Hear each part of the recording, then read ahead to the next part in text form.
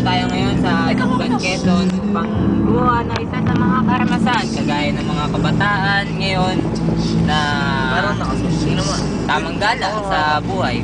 Panay masarap. Ganun kasi ang buhay namin ng mayayaman. Kami kasing mayayaman ay...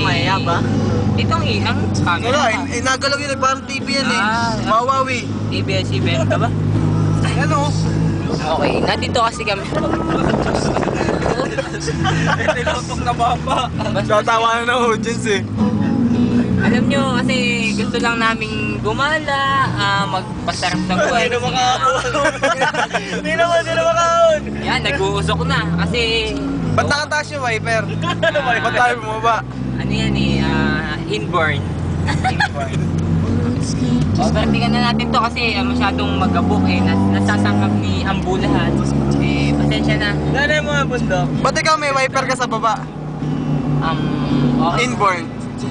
Inborn yan. Gising? Dampo.